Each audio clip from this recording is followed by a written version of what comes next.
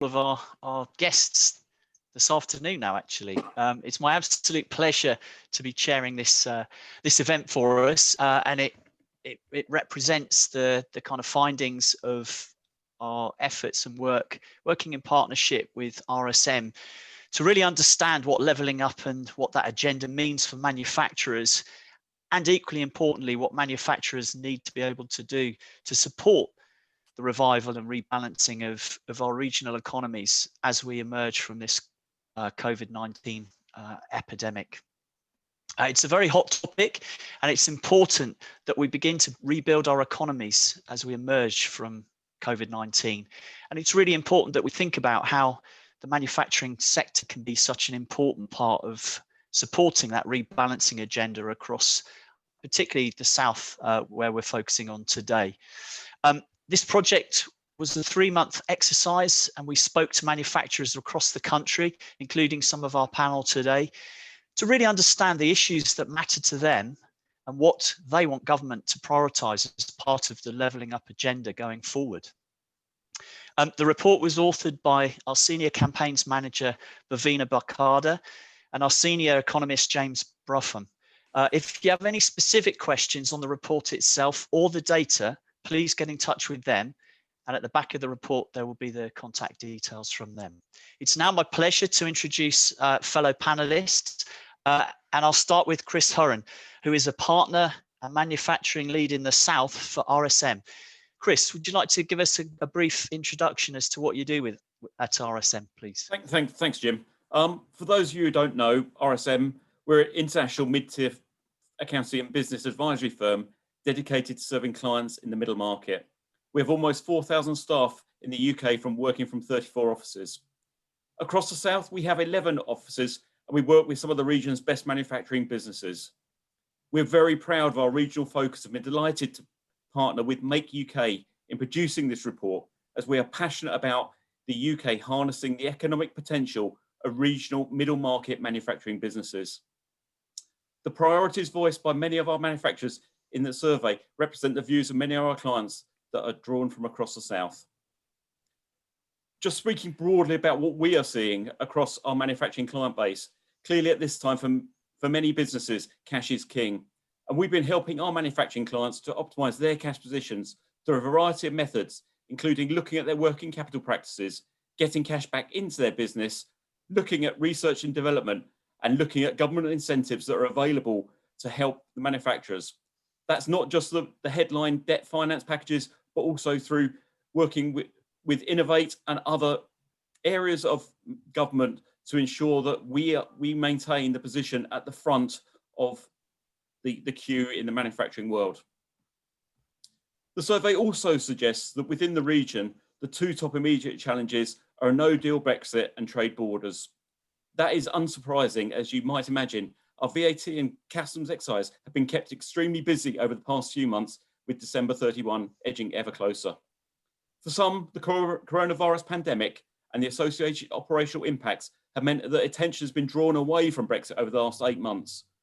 Others may have been hoping for further clarity on an announcement of a trade deal, but as time pours by, the urgent need to address this issue is much more than it was a few months ago. The top 3 things that regional manufacturers have listed as priorities for the next 12 months are investment in people, IT, and plant and machinery. Having looked at the data for other regions, this is again a really encouraging sign for manufacturers in the South. It is consistent with what we're seeing across many of our clients, as many businesses invest in ERP systems, and in particular as well as skills and more traditional plant and machinery. It's fascinating to see that the improved digital connectivity and local rail and rail transport connections are the 2 things that manufacturers in the region would like to see most. Transporting goods from east to west and vice versa can be a challenge, and the pandemic has certainly sped up an understanding of the adoption of digital technologies with our own client base.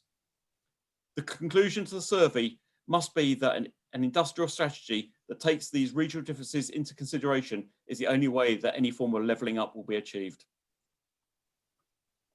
I'll pass you back to Jim. Thanks, Chris. Mark Brearley, pleasure to introduce you, Mark. You're the managing director of a London manufacturing business called Kaymet. Mark, any other brief introduction additions you'd like to add? Well, I think you've got it. We're a small business. We're about 16 people at the moment, and we export about 70% of what we do, and we're happy to be quite close in London. Fantastic. Thank you very much, Mark. And last but not least, Steve Gerry from the Plymouth Manufacturing Group.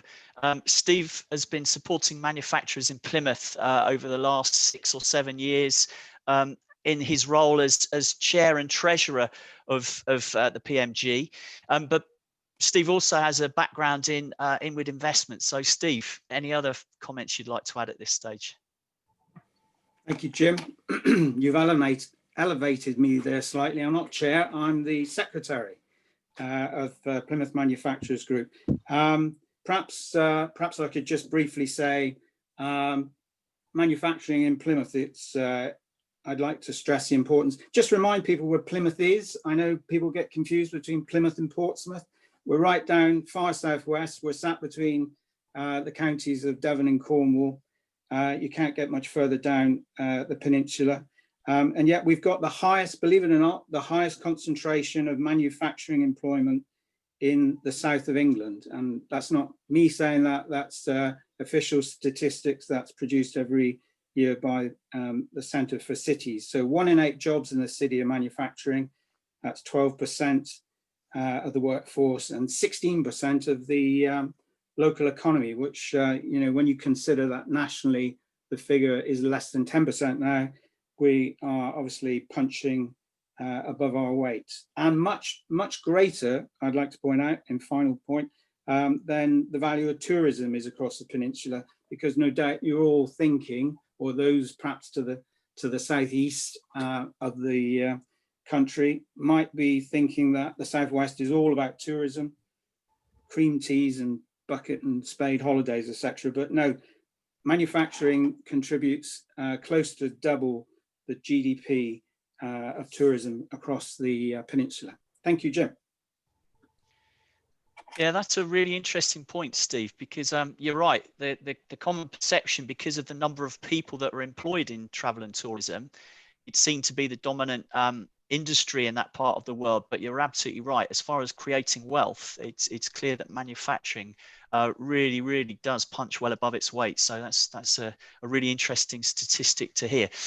Stephen, I'm going to move on to the report findings summary. So could I have the next slide, please? Thank you.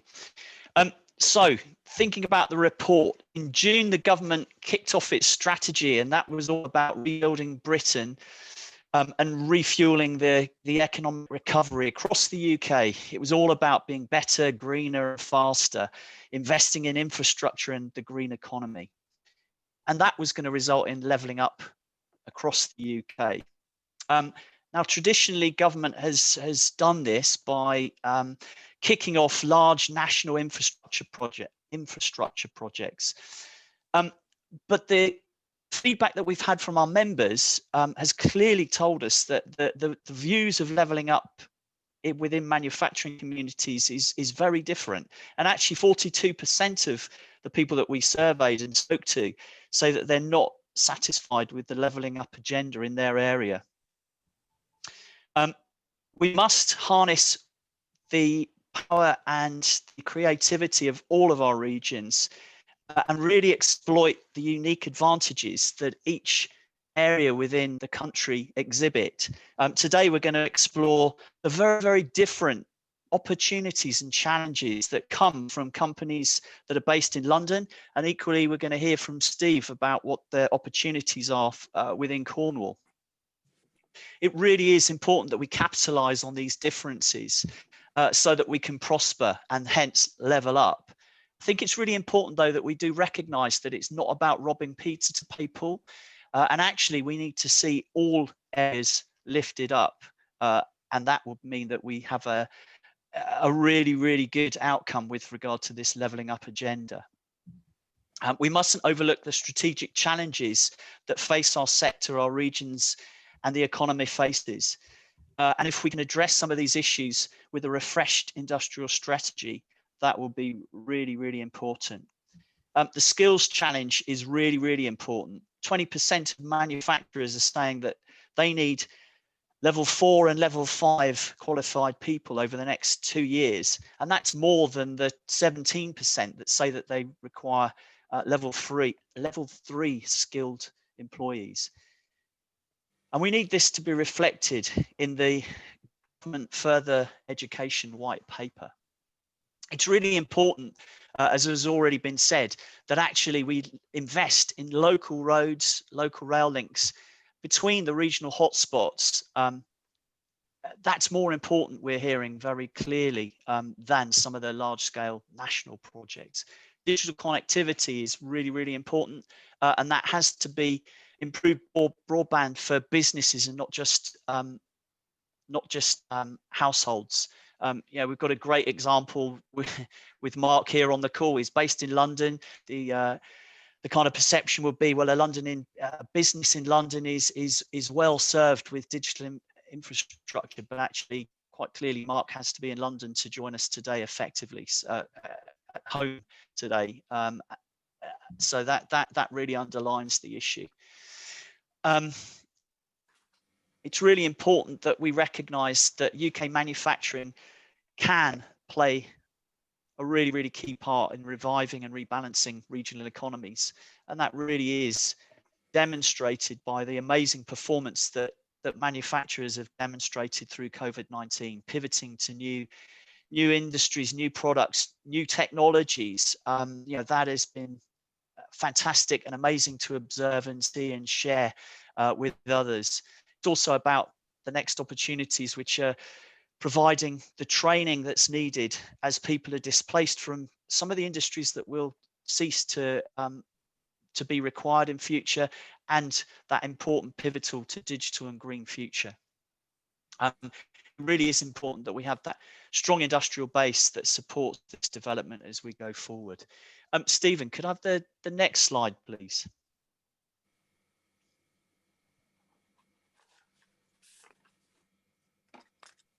Fantastic, thank you. We're now going to have a more specific look at the challenges and the opportunities that came out of our discussions with manufacturing companies and representatives in the South specifically. We've talked already about the digital connectivity and the priorities of the rail and road connections and those local versus national projects. But if I think about some of the opportunities moving forward, in particular, manufacturing businesses in the South are less dependent on trade with the EU. We are about 45% of our exports go to the EU, and actually far more manufacturers in the South are already training with other destinations globally. So it's really important that actually organizations are able to trade with new countries as we look forward. So that's one of the key priorities for the future. Clean energy is another really important future industry for us. We spoke to some companies as part of our research in the South that are very much heavily involved in the transition across to hydrogen fuel opportunities. So very much the hydrogen infrastructure that's going to be required for potentially trains and vehicles in the future. And that's particularly important as we pivot away from some of the traditional sector clusters that can be found across our region. Next slide, please, Stephen.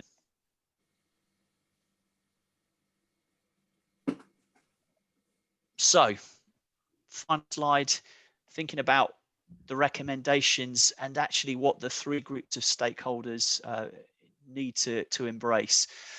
Digital connectivity is number one for levelling up. you see this across all of the country. We've seen it here with the difference between London and other places within the south. That is amplified as you go across the country. The refreshed industrial strategy must and should focus on regional industrial strategies. And that really is important to improve these local road and local transport connections. And then the third strand is very much picking up on that point about future skills requirements, the fact that manufacturers are demanding higher leveled skills people as we emerge, and digital components become a bigger part of manufacturing. And that's really important that the government recognises that as part of its up and coming further educational white paper, and it must be outlined in there.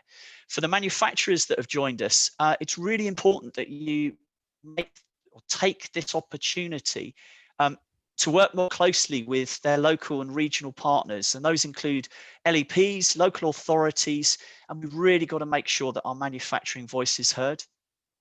And then the stakeholders, again, call out to stakeholders is please engage with manufacturers, understand what manufacturers need, and support us sharing of that voice.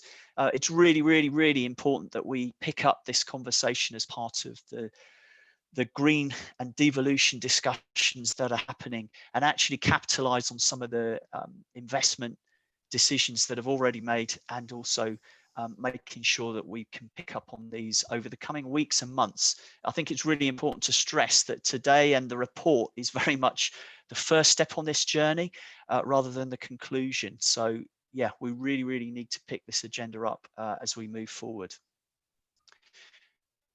Stephen, thank you for sharing those. The next slide is the contact details for myself, Bavina and James.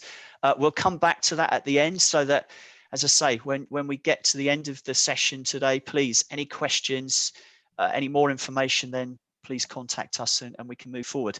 It's now my pleasure to open up to the floor and let's ask some questions of our panelists. So,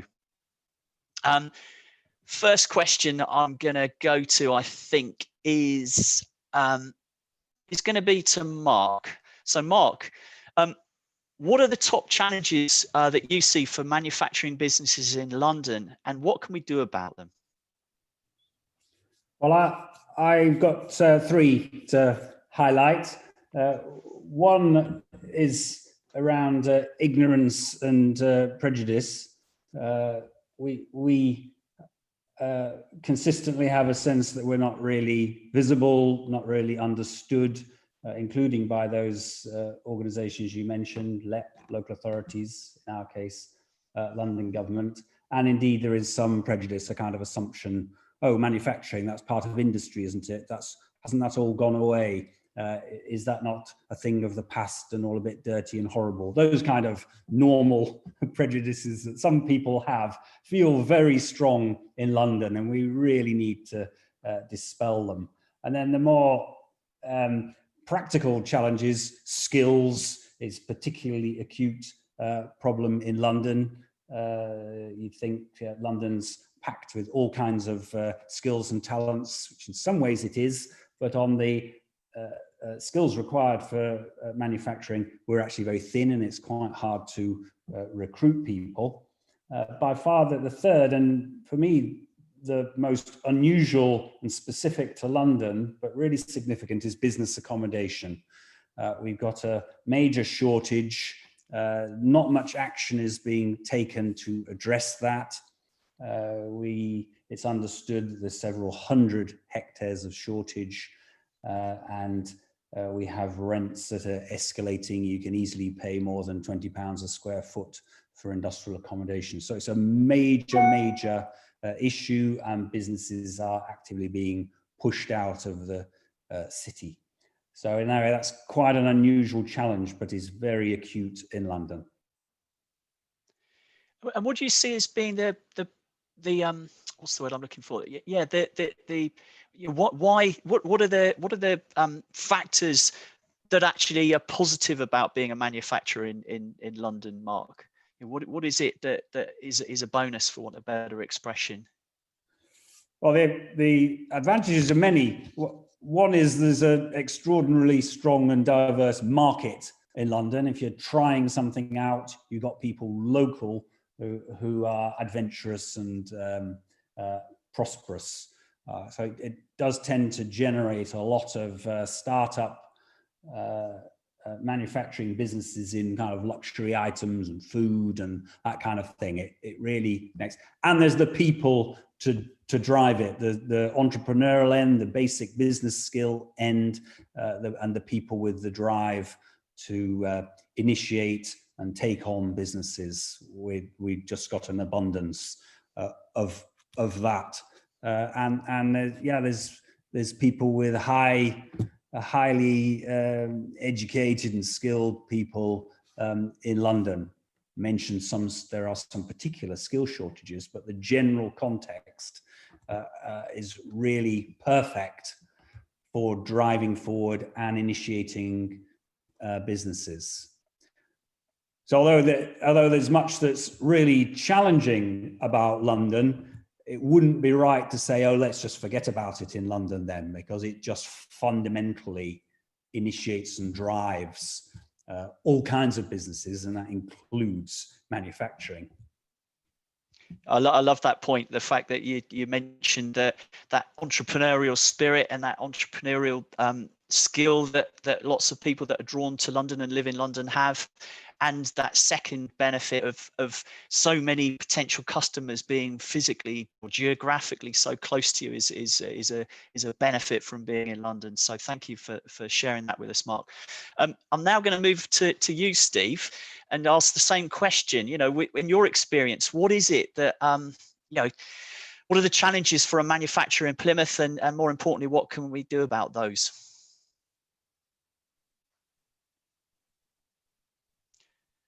You're on mute, Steve. I wanted to give you a chance to say that. Can I just preface my comments by saying that the views I'm expressing are my own, not necessarily those of the PMG, although obviously I'm basing my knowledge from my work with the local manufacturers. Just before I answer that question directly, I think I'd just point out that Plymouth and the surrounding area have actually benefited from manufacturers coming out of London, Mark. We've got a few examples locally here, well-established companies that if you trace their roots back, they were originally in London. And even one of our local universities, the University of St. Mark in St. John, was originally a London-based college. So we're grateful to London for exporting their businesses to us. But to answer the question, the top challenges facing us at the moment, setting aside the issues regarding COVID, you know, support for jobs and issues concerning cash flow, the ongoing concern for us was referred to by Chris, and that is an issue of connectivity. As I said when I was introducing myself and Plymouth, we are right down the end of a long peninsula, and we need to get our products to market. We need to get our raw materials in. Our staff need to travel, and of course we want people to come and visit us. And we've only got one major arterial route into the peninsula. That's the M5, which goes as far as Exeter. We're trying to, and this has been going on for as long as I can remember, we've been trying to get the A303 dualed all the way right through to, again, Exeter. This is hugely time consuming. You know, it's a really slow process. People listening in might have heard that there is a plan to put a tunnel under Stonehenge. But you know, the nature of the project is such that it just gets so long drawn out. So we are gradually seeing improvements to infrastructure, but of course there's some current scares with airports. Our airport in Cornwall is currently closed. Exeter Airport's not doing terribly well. We're very reliant on Bristol, which again is 2 hours from Plymouth, but and further, of course, further west you go.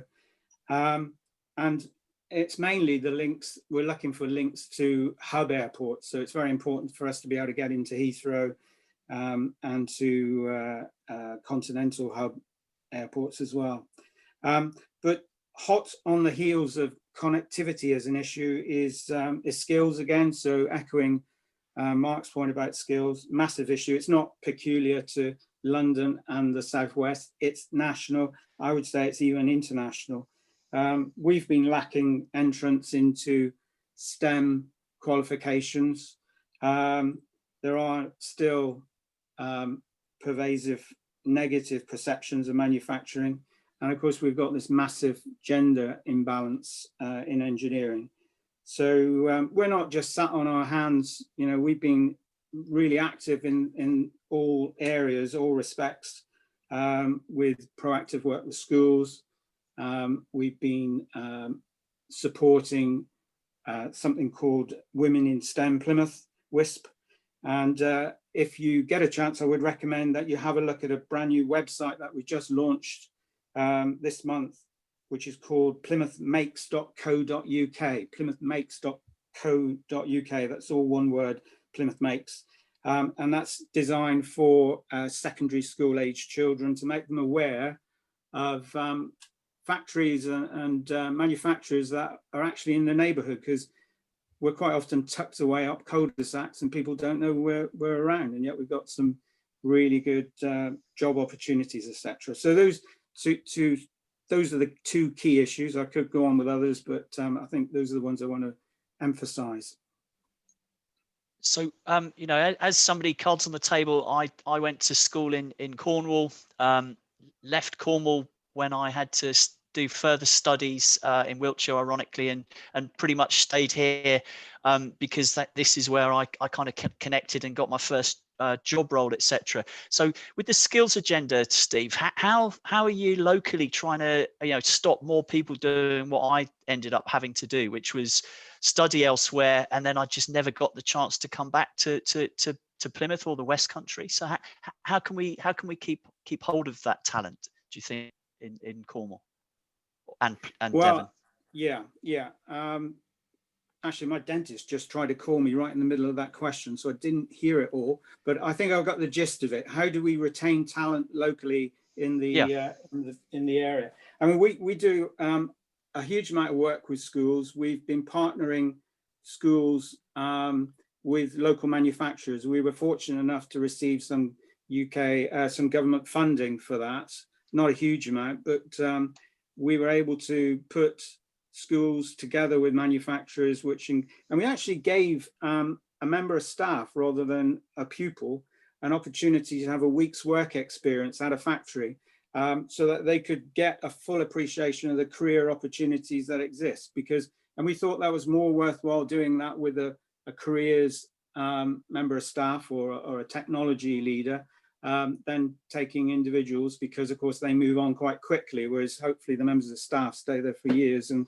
And so that proved very successful. The other thing we do on an annual basis, and that's going to be quite challenging next year because it's usually in February or March, and that is our apprentice jobs fair in the city's guild hall, which is incredibly well represented by manufacturers. We also do it with our construction colleagues. We get about 40 to 50 exhibitors, and we open our doors, and it's really amazing how many young people come through, quite often escorted by their parents. I'm not sure if they willingly attend otherwise, but parents are obviously very important in this whole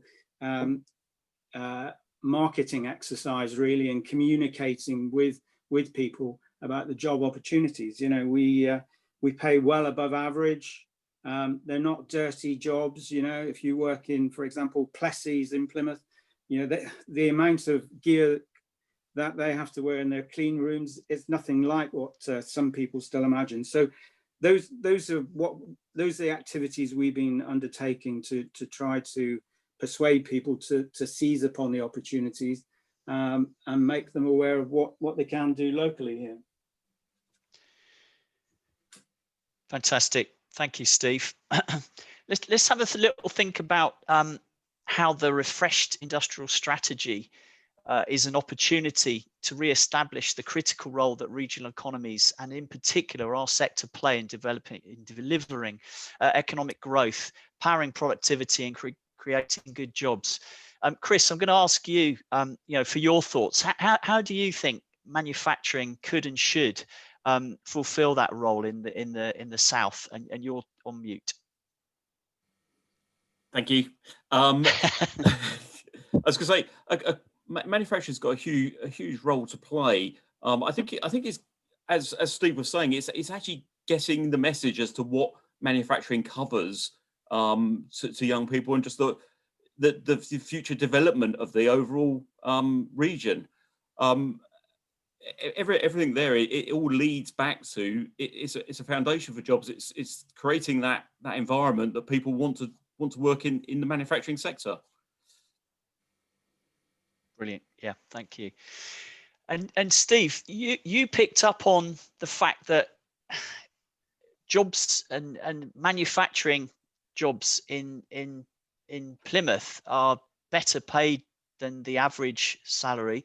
You also shared with me in the past the fact that there are some massive disparities in relative deprivation within Plymouth. I think it was the west side of the city versus the east, and the differential there. I'm intrigued to understand a bit more about that, and more importantly, pick up on and how can we utilize manufacturing businesses to bridge some of these challenges locally. Thank you for that, Jim. Yes, I was only talking to one of our largest manufacturers in Plymouth, is Princess Yachts, who are the UK's largest luxury boat manufacturer now.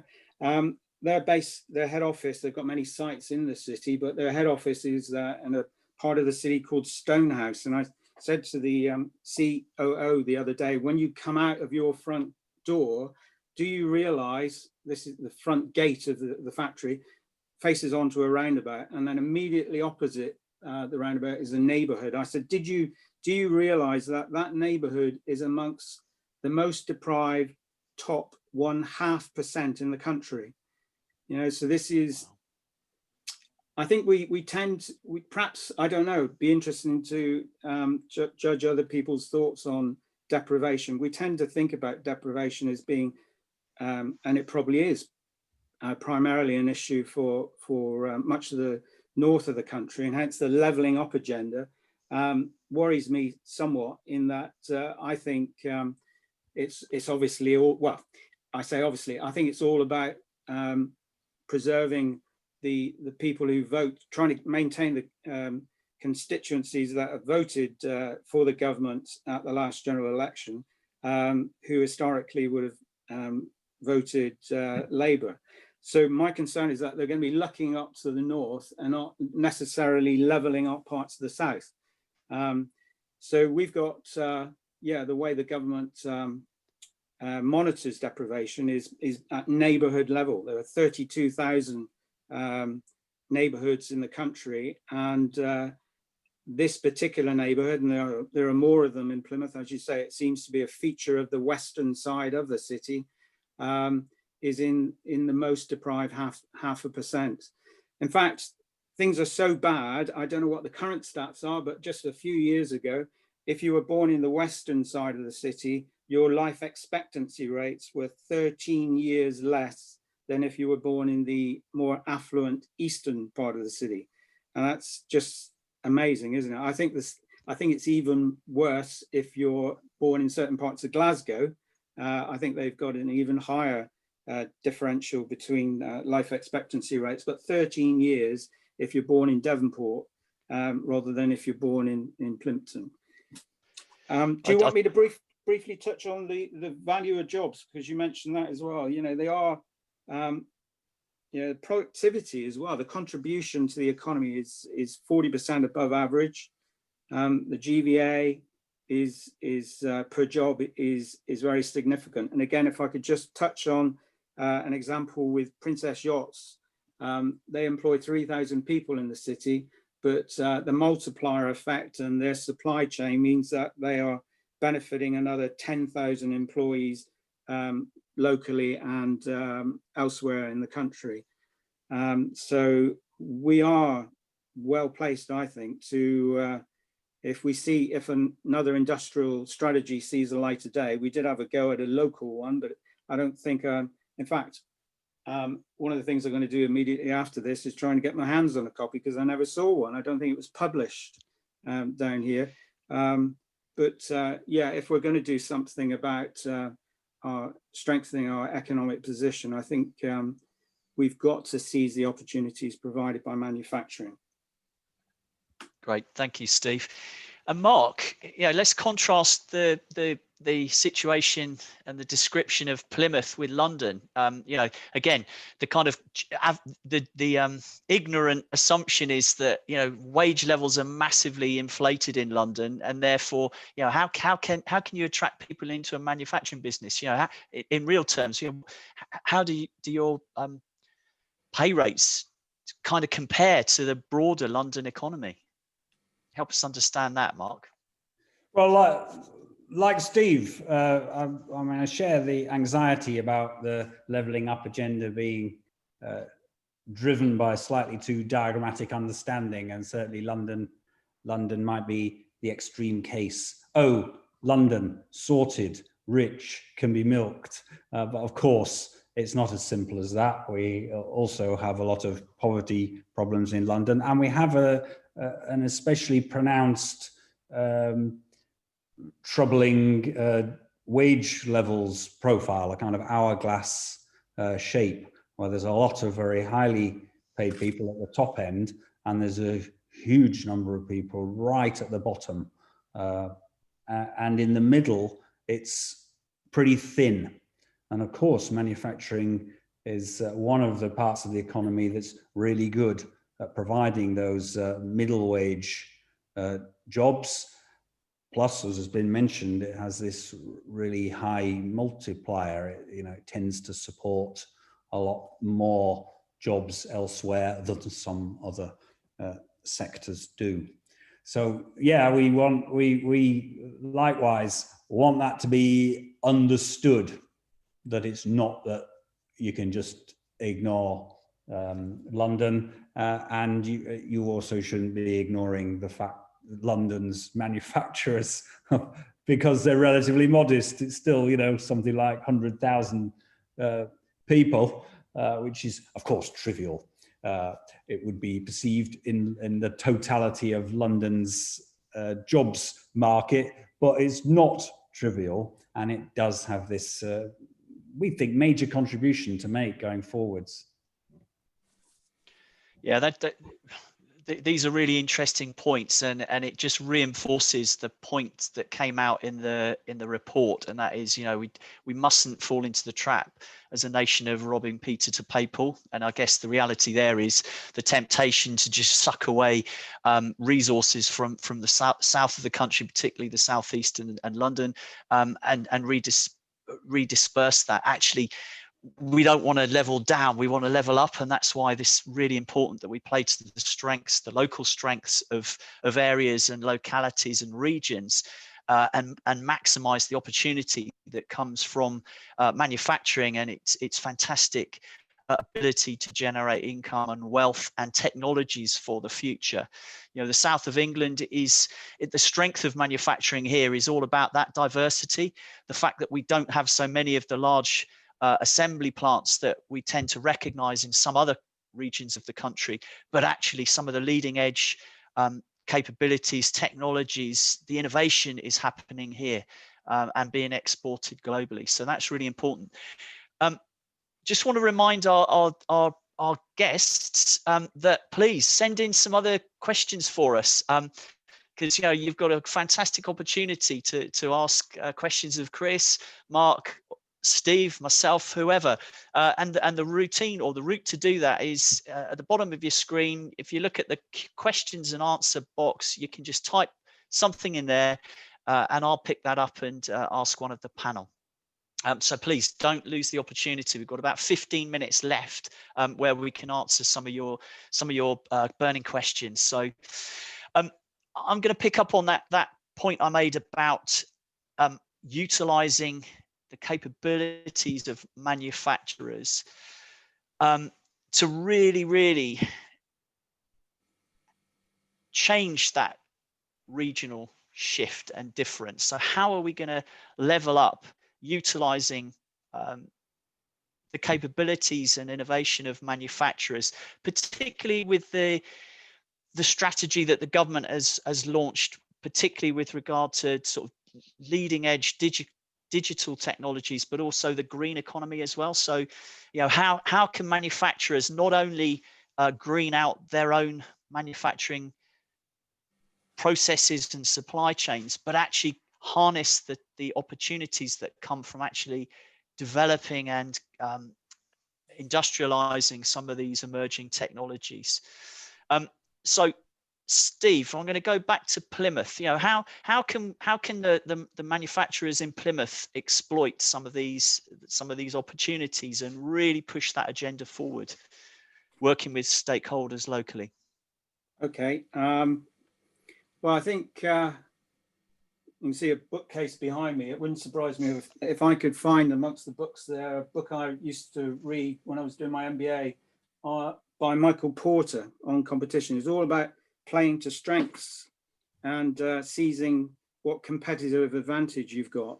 And we in Plymouth, we've got a broad range of manufacturers, mostly into niches, everything from all the trunky suitcases, the children's trunky suitcases are made in Plymouth, chewing gum, Wrigley's or Mars Wrigley, their only factory in the UK is here, and very expensive mattresses, Vi-Spring mattresses, if you can afford one, are made here. But at the end of the day, if you want to distill the natural advantage or competitive advantage that Plymouth has, and indeed the Southwest has, tends to revolve around marine, manufacturing and defence. We've got great strength in all three of those, and we're working locally here with our local authority in preparing a post-pandemic recovery plan, and they've recognised the existence of several key sectors in the city. I'm leading on the manufacturing one, but my colleagues from Babcock are leading on defence, and Thales are leading on marine. And we're coming together. I think this is a good example of collaborative working within or with partners such as the university, Plymouth University, we've got two universities, and also the LEP, you mentioned the LEP. And we're trying to, we're encouraging each other to find something that would benefit as many manufacturers as possible, rather than just looking for something that might benefit defence or marine. And I think it wouldn't surprise me at all if what you were suggesting, the digital agenda and the greening of the economy are going to be key amongst those. I mean, apparently the Southwest put a bid in for what's known as the Made Smarter initiative, which is being piloted in the northwest of England around Liverpool. Apparently our bid for the whole of the Southwest was well received by government. I don't know what's happening. Maybe there might be some sort of announcement. I know the Chancellor's talking today. I don't know if there'll be any reference to the Made Smarter, which is all about the helping SMEs in particular to adopt digital ways of working. So, you know, everything to do with Industry 4.0 in its broadest sense. So we would very much welcome some funding for that. And also we'd like to push for the reshoring or onshoring agenda as well. I think we've shown during the pandemic our capabilities of producing PPE and the ventilator challenge. So we need to be growing our industry, growing our sector by perhaps bringing some of that work back here. I mentioned earlier the fact that all the children's trunky suitcases are made in Plymouth. Well, it wasn't so long ago that they were all made in China, but a conscious decision was taken by the MD to bring it back here, and we're pleased that he did. Fantastic. Thank you, Steve. Thanks for sharing your thoughts there. Got a question that's come in from Susan Elliott, and it's all about the supply of relevant finance for manufacturers in different parts of the South. And really, can manufacturers find the funding they need to grow? I'm going to ask first that question of you, Mark. What's your experience as a small, medium-sized firm in London manufacturing? Do you have access to funding that you require? Well, I don't know whether I'm the person to ask, because we haven't done much looking. We did fairly easily get an offer of a good chunk of debt funding. We didn't take it up, but we were surprised that it was relatively easy. All the virus-related grant schemes, we've hit obstacles around, what was lurking underneath of boxes we didn't quite tick. So we're aware also that if we were to go down that route, it's probably harder than the one success that we had, that we were surprised by. I don't know is the answer, but I don't perceive it as a major problem, and I do come across, know a lot of businesses that are growing through borrowing and other people's investment, and they seem to tap into it pretty readily. Thanks, Mark. Chris, you're on mute. What are your thoughts and observations on this topic? I think very, very much along the same lines as Mark there. What you do see is you do see that there is funding available out there. I think a lot of the issues that businesses have is actually lining up, the business lining up with the funders and looking for other streams. So again, the government finance that is being put out, and again, yes, we're looking at what's happening with EU grant funding coming back to the UK, and the stimulus packages that are promised out the back of Innovate. But again, it's getting that message out to business and making sure that the funding that is made available through those routes through government are not so defined that they're not available to 90% of businesses, are only available to 10%. So to make it broader, because if we look at where we're going, it's through the innovation side that the South prospers. We've spoken about the clean businesses, the clean manufacturing businesses, and it's pushing that forward that requires that sort of level of funding, rather than necessarily debt funding that comes back to bite later. Thanks, Chris. Got a related question, so I'm going to ask this question again of you, Chris, initially. What do you see as being the comparative advantages of manufacturing in the South as opposed to other regions of England? And again, I think that crosses over to a lot of what we've come up before. What we have got is a lot of highly skilled people working across the manufacturing sector. So you look, I'm based in Surrey. We've got McLaren up the road. You've got the Farnborough hub for the defence companies as well. So BAE, Kinetic. You've got a lot of people manufacturing with the manufacturing skills, working in high tech areas. And once I think the businesses thrive together in hubs. So once you start building along those areas, it is that the hubs of people, and it's building on that. And you can see that as different types of businesses locate different areas across the South. Thanks, Chris. Yeah, and I see definitely one of the key differentiators about manufacturers in the South is that to be manufacturing here, you have to be very good. You either have to have incredibly good processes, or you have to be very, very innovative because of the additional costs of things like accommodation and housing in the South, and therefore the fact that there's wage inflation. Mark, you touched on that, the whole piece around innovation and entrepreneurism. Again, that's a spirit that is very, very much something that I recognise with lots of the manufacturers that I speak to and relate to. I'm going to move on to the last question that we have so far on the chat, and that is a question from Nigel Whittingham, and he's saying, is there a danger that the regional focus will dilute the focus on a national industrial strategy, and which is most important?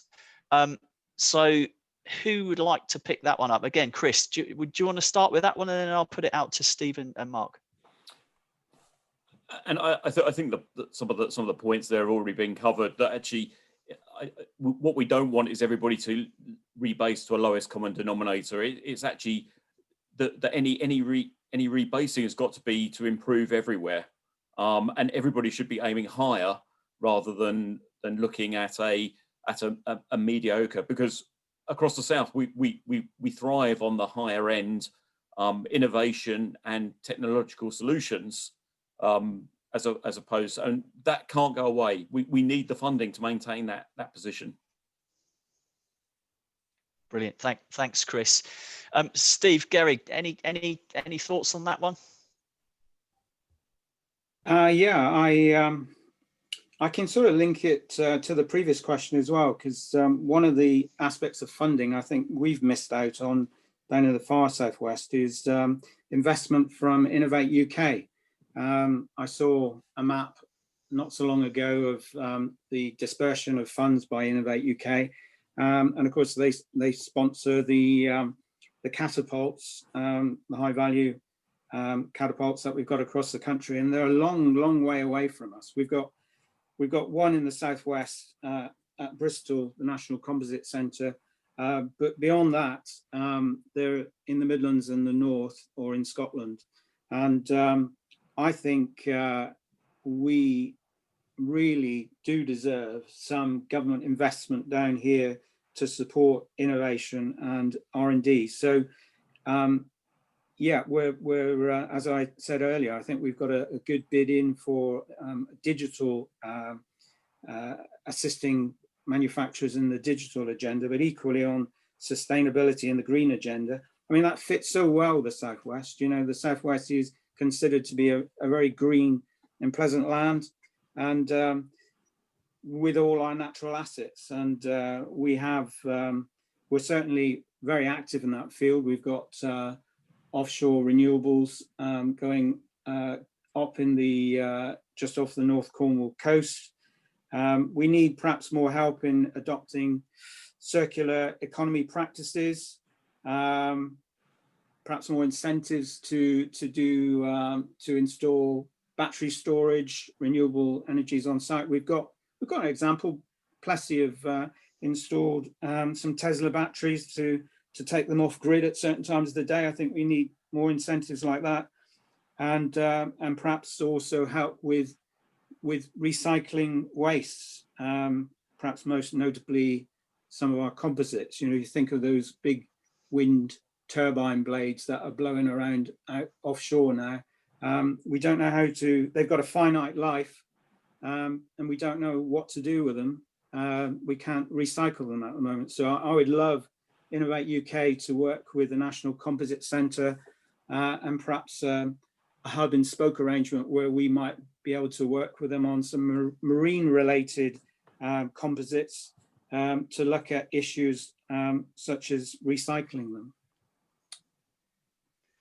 Thanks, Steve. And Mark, any final comments from yourself, particularly around this regional or local versus national? Well, I think like Chris said, the key thing is not to push to anywhere that's about shuffling around businesses from one part of the country to another. It must be about focusing on the regional part, must be about focusing on the particular challenges and incentives that are relevant to different parts of the country, and they are very different in different places. That's fantastic. Thanks, Mark. Thanks, panel. Stephen Tulip, would you mind putting up the last slide again, please? And then I'll make some final remarks and close the session for us.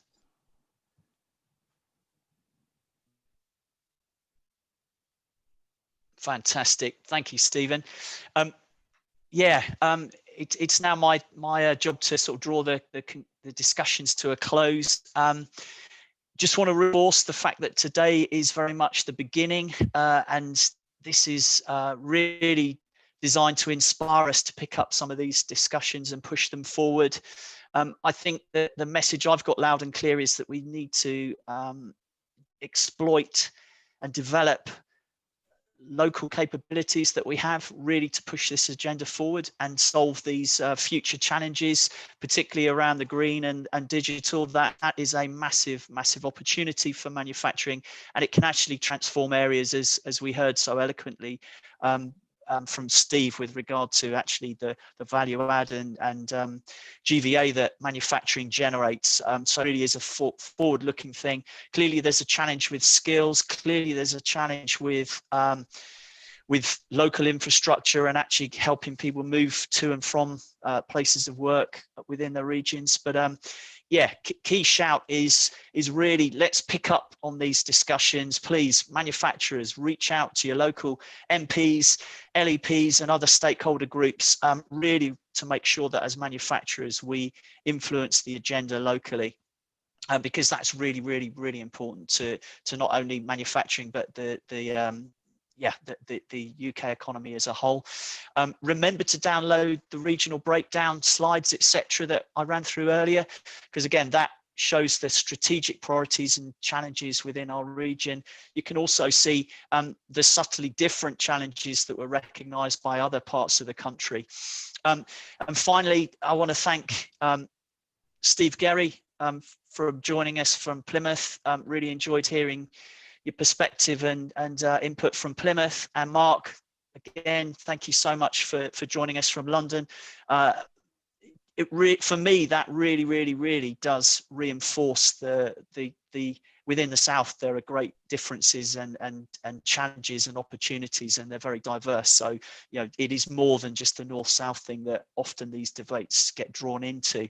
And a special thanks to Chris and the RSM team for hosting today's launch event, sponsoring the report. Without your support and partnership, these sorts of initiatives wouldn't happen. And obviously to my colleagues Bavina and James for pulling the whole thing together, Carolee, who has been working in the background making this all happen and come together. So thank you to our guests as well, because without you and your questions, these things don't work as they need to as well. So on that note, enjoy the rest of your days. I look forward to picking up this agenda with you in future, and let's really make sure that manufacturing in the South is represented with these discussions. Thank you and goodbye.